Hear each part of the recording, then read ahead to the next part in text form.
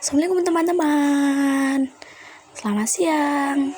Seperti biasanya, siang hari panas-panas. Kita harus tetap semangat ya. Dan minal aidin wal faidin. Mohon maaf lahir dan batin.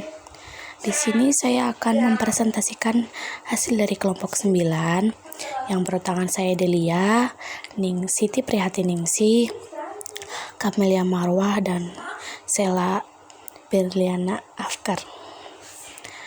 Di sini saya akan menjelaskan tentang pengertian dai. Pengertian dai, istilah peran dalam Kamus Besar Bahasa Indonesia, mempunyai arti pemain sandiwara atau film, tukang lawak pada pemain makyong, perangkat tingkah yang diharapkan dimiliki oleh orang yang berkedudukan di masyarakat. Menurut Abu Ahmadi, peran adalah suatu kompleks pengharapan manusia terhadap caranya individu harus bersikap dan berbuat dalam situasi tertentu yang berdasarkan status dan fungsi sosial. Pengertian peran menurut Surjono Sukanto, yaitu peran merupakan aspek dinamis kedudukan atau status apabila seorang melaksanakan hak dan kewajibannya sesuai dengan kedudukannya, maka ia menjalankan suatu peran dari hal di atas. Lebih lanjut, kita lihat pendapat lain tentang peran yang telah ditetapkan disebut sebagai peranan normatif. Sebagai peran normatif dalam hubungannya dengan tugas dan kewajiban Dinas Perhubungan dalam penegakan hukum, mempunyai arti penegakan hukum secara total enforcement, yaitu penegakan hukum secara penuh. Peran merupakan aspek dinamis dari kedudukan status yang dimiliki oleh seseorang.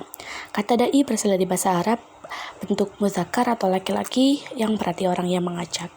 Kalau muannas, perempuan disebut daiyah. Sedangkan dalam Kamus Besar Bahasa Indonesia, dai adalah orang yang pekerjaannya berdakwah, pendakwah melalui kegiatan dakwah, dan dai menyebarluaskan ajaran Islam. Dengan kata lain, dai adalah yang mengajak kepada orang lain, baik secara langsung atau tidak langsung, melalui lisan, tulisan, atau perbuatan untuk mengamalkan ajaran-ajaran Islam, untuk menyebarluaskan ajaran Islam, melakukan upaya perubahan ke arah kondisi yang lebih baik menurut Islam. Kata daiyah menurut bahasa adalah isim fa'il berwazan fa'liyah dari kata da'a yad'u da'in. Kata daiyah bermakna suara kuda dalam suatu peperangan karena ia menjawab orang yang berteriak-teriak memanggilnya. Dai secara istilah adalah orang Islam yang secara syariat mendapat beban dakwah, mengajak kepada agama Allah. Tidak diragukan lagi bahwa definisi ini mencakup seluruh lapisan dari Rasul, ulama, penguasa, setiap muslim, baik laki-laki maupun perempuan. Dai dapat diibaratkan sebagai seorang guide atau pemandu terhadap orang-orang yang ingin mendapat keselamatan hidup dunia dan akhirat. Dalam hal ini, dai adalah seorang petunjuk jalan yang harus mengerti dan memahami terlebih dahulu mana jalan yang boleh dilalui dan yang tidak boleh dilalui oleh seorang muslim. Sebelum ia memberi petunjuk jalan kepada orang lain, ini yang menyebabkan kedudukan seorang dai di tengah masyarakat menempati posisi penting. Ia adalah seorang pemuka pelopor yang selalu diteladani oleh masyarakat di sekitarnya. Profesionalitas dai dalam komunikasi dakwah. Dai atau komunikator dalam posisinya sebagai penyampai pesan kepada mad'u atau komunikan harus menjunjung tinggi nilai-nilai profesionalitas dalam arti bahwa seorang dai harus memahami betul akan posisinya sebagai agent of change atau pusat perubahan dalam masyarakat, sehingga ia harus terus-menerus meningkatkan keterampilan dan kompetensinya dalam berdakwah agar pesan dakwah tersebut dapat berjalan secara efektif dan maksimal. Dalam perspektif komunikasi keefektifan, komunikasi sangat ditentukan oleh etos seseorang dai. Etos adalah nilai diri seseorang yang merupakan paduan antara kognisi, afeksi, dan konasi. Kognisi adalah proses pemahaman yang bersangkutan.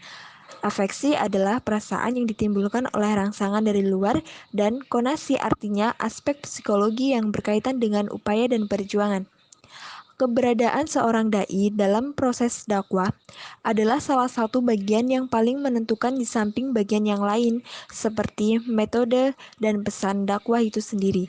Sebab dai bisa diibaratkan seperti pemegang remote control dalam pelaksanaan dakwah. Dengan demikian, seorang dai mutlak adanya untuk terus menambah profesionalitasnya agar dakwah yang dilaksanakan sesuai dengan tujuan yang diharapkan. Ya, selanjutnya bagaimana seorang dai meningkatkan profesionalitasnya? Dalam perspektif komunikasi, untuk menjadi dai profesional, maka perlu memaksimalkan sistem kerja dari unsur-unsur dakwah sesuai dengan posisi dan porsinya. Karena itu, seorang dai harus memiliki parameter kompetensi. Adapun parameter kompetensi tersebut diantaranya sebagai berikut. Yang pertama, seorang dai harus memiliki wawasan intelektual. Artinya, seorang dai dalam berdakwah itu harus memiliki wawasan keilmuan, baik yang diperoleh dari pendidikan formal maupun informal, seperti pelatihan-pelatihan dan juga pengalaman. Dengan wawasan keilmuan yang baik, maka seorang dai akan terhindar dari pemahaman subjektif, yaitu pemahaman yang sempit dan juga tekstual, sehingga dai bisa lebih bersikap adaptif dan akomodatif terhadap berbagai dinamika dan problematika umat di lapangan. Selanjutnya, seorang dai harus memiliki akhlak yang baik. Abu Bakar Syakri mengungkapkan bahwa seorang dai harus memiliki keilmuan dan melengkapi diri dengan akhlak yang baik dan juga terpuji. Di antaranya yaitu sifat memelihara dari keburukan atau yang biasa disebut dengan ifah, benar, sidik, berani atau syaja'ah, dan tulus serta ikhlas. Selanjutnya, beliau juga menyatakan seorang dai harus memiliki kualifikasi moralitas yang baik seperti yang telah dicontohkan oleh Rasulullah SAW atau paling tidak mendekatinya. Yang ketiga, seorang dai harus memiliki spiritual yang baik. Selain kemampuan intelektual dan juga moral, seorang dai juga harus memiliki kemampuan spiritual. Artinya, sebuah kemampuan yang lahir dari 3 pokok kekuatan, yakni iman, ibadah, dan juga takwa. Ketiganya ini dapat dipandang sebagai bekal yang sangat penting bagi seorang dai untuk kedepannya. Selain itu, dai juga harus memiliki kemampuan memimpin. Secara fungsional, dai adalah pemimpin, yakni yang memimpin masyarakat dalam mengembalikan umat pada potensi bertuhan atau menuju jalan Tuhan.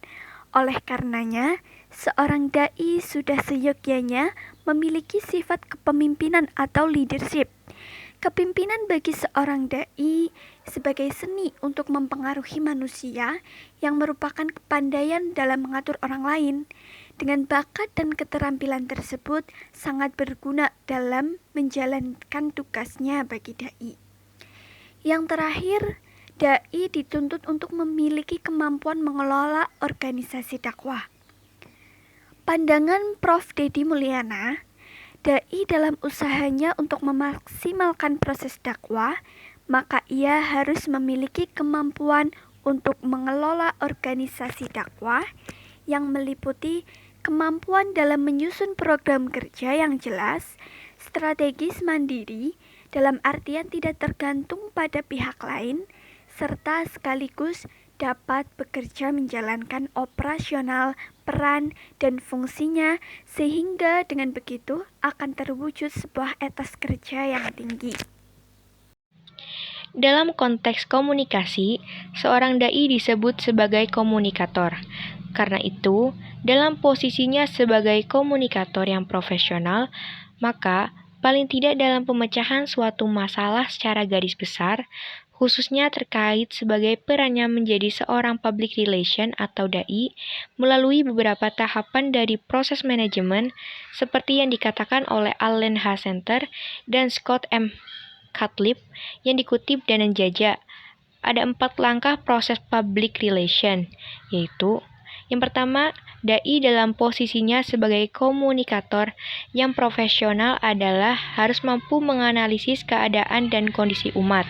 Yang kedua, dai dalam posisinya sebagai komunikator yang profesional dilanjutkan dengan penentuan strategi dakwah yang tepat sesuai kebutuhan dan kondisi umat. Yang ketiga, dai dalam posisinya sebagai komunikator yang profesional selanjutnya melakukan implementasi atas strategi yang telah ditetapkan. Dan yang keempat, dai dalam posisinya sebagai komunikator yang profesional harus mampu melakukan evaluasi atas aktivitas dakwah yang telah dirancang dan dilakukan tersebut. Sekian presentasi dari kelompok kami, kurang lebihnya mohon maaf, karena manusia adalah tempatnya salah dan lupa. Terima kasih. Wassalamualaikum warahmatullahi wabarakatuh.